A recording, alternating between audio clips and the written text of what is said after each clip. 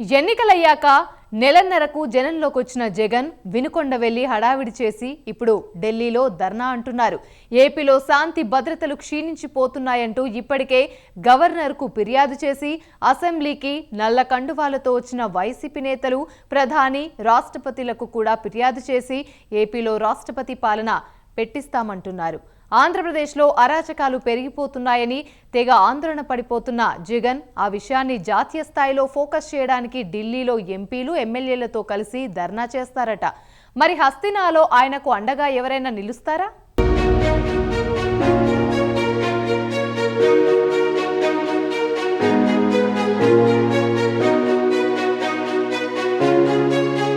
పల్నాడు జిల్లా వినుకొండలో రషీద్ అనే యువకుడు హత్యకు గురవడంతో మాజీ ముఖ్యమంత్రి జగన్ బాధిత కుటుంబాన్ని స్వయంగా వెళ్లి పరామర్శించి వచ్చారు. ఆ సందర్భంగా కూటమి ప్రభుత్వం అధికారంలోకి వచ్చిన 45 రోజుల్లో రాష్ట్రంలో జరిగిన మారణకాండ వివరాలను చక్కగా చదివి వినిపించారు.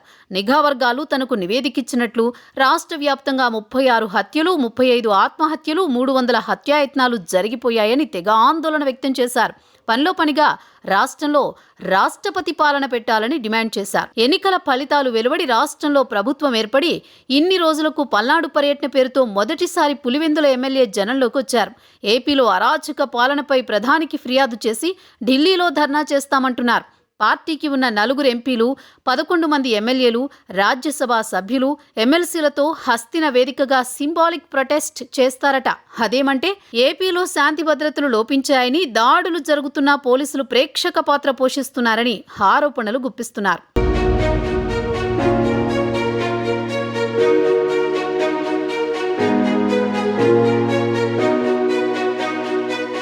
ఢిల్లీ వెళ్లి సింబాలిక్ ధర్నా చేస్తానంటున్న వైసీపీకి మద్దతుగా వచ్చే పార్టీలే కనిపించడం లేదు. వైసీపీ నేతలు వెళ్లి అడిగినా తోడుగా వచ్చే పార్టీలు కానీ, ఒకవేళ ఏవైనా 1-6 పార్టీలు మద్దతిస్తామన్నా తీసుకునే పరిస్థితి వైసీపీకి కానీ లేదంటున్నారు. దానికి వైసీపీ కేంద్రంతో వ్యవహరించిన తీరే కారణమంటున్నారు. కేంద్రంలో బీజేపీ ప్రభుత్వం ఏర్పడినప్పటి నుండి ఆ పార్టీకి వైసీపీ అప్రకటిత మిత్రపక్షంగా కొనసాగింది. అక్రమాస్తుల కేసుల భయంతో ఎన్డీఏ సర్కార్కు దాసోహం అన్నట్లు వ్యవహరించింది. 3 సార్లు జరిగిన ఎన్నికల్లో బీజేపీతో నేరుగా ఒక్కసారి కూడా పొత్తులు పెట్టుకోలేదు. 2019లో వైసీపీ నేరుగా బీజేపీకి పొత్తుల ఆఫర్ ఇచ్చినప్పటికీ వర్కౌట్ కాలేదన్న ప్రచారం ఉంది. అయితే బీజేపీని ఎప్పుడూ వైసీపీ దూరం చేసుకోలేదు. తమకు ఉన్న ఎంపీల బలంతో ఎప్పుడూ బీజేపీకి అవసరమైతే అప్పుడు మద్దతిస్తూ వచ్చారు.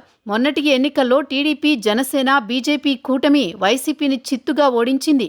వైసీపీకి వ్యతిరేకంగా ఈ కూటమి పోటీ చేసినా సరే జగన్ బీజేపీని కాదనలేకపోతున్నారు. ఎన్నికలు అయిపోయిన తర్వాత కూడా ఆయన బీజేపీకి మోకరిల్లుతున్నట్టే కనిపిస్తున్నారు.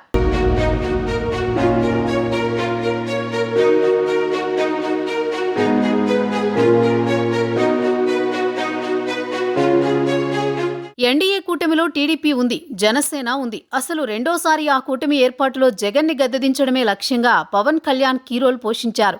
అలాంటి కూటమికి నేతృత్వం వహిస్తున్న బీజేపీకి మద్దతివ్వడం నైతికంగా కరెక్ట్ కాకపోయినా జగన్ అదే బాటలో పయనిస్తున్నారు.